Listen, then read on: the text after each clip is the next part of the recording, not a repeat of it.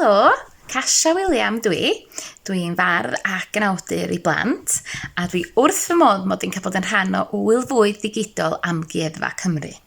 Rwan, dwi angen eich help chi, os gwelwch yn dda, achos be da ni'n mynd i wneud ydy da ni'n mynd i goginio cerdd. Yndan, ond dwi angen eich help chi achos dwi angen y cynhwysion ganddo chi, oce? A cynhwysion y gerdd yma fydd eich syniadau chi. Felly, be dwi angen chi feddwl amdano fo ydy person hŷn, iawn? Ella rwy'n oed â fi, neu ella rwy'n hyd yn oed hŷn na fi. Ella rwy'n sy'n perthyn i chi, nain neu taid, mam gyd ac hi, neu ella rwy'n yn eich cymuned chi. A wedyn, ar ôl chi feddwl am y person yna, dwi eisiau chi feddwl am fwyd sy'n gysylltiedig efo nhw. Felly pam da chi'n meddwl amdanyn nhw, am pa fwyd da chi'n meddwl. Iawn? Ac ar ôl chi feddwl am y person a'r bwyd, swn i'n licio chi fel am 3 ansoddair, sef gair disgrifio, 3 ansoddair i ddisgrifio y person ac i ddisgrifio y bwyd.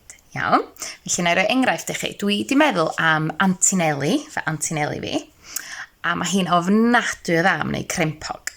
Felly, y 3 gair dwi wedi meddwl amdanyn nhw i ddisgrifio'r grempog ydy melys, gludiog, achos dwi'n bod siori syrup ar y grempog, a euraidd, achos maen nhw wastad yn lliw euraidd neis. A'r 3 gair dwi wedi meddwl amdanyn nhw i ddisgrifio Antinelli ydy talentog, achos mae mor dda am goginio, siaradus, achos mae'n licio siarad, fatha fi, a chwareus, achos mae'n hoff iawn o chwarae gema hefyd.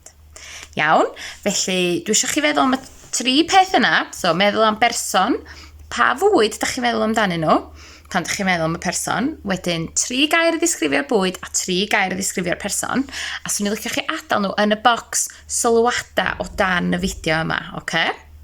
A wedyn, beth sy'n mynd i ddigwydd ydy, dwi'n mynd i edrych ar y holl syniadau chi a defnyddio nhw i wneud cerdd, oce? Felly, dewch yn ôl pnawn dy Sul, i weld y gerdd fydda i di sgwennu ac i'w chlywed ti ar fideo yn defnyddio eich holl syniadau chi. Oce? Diolch yn fawr iawn, welai chi fory! Ta-ta!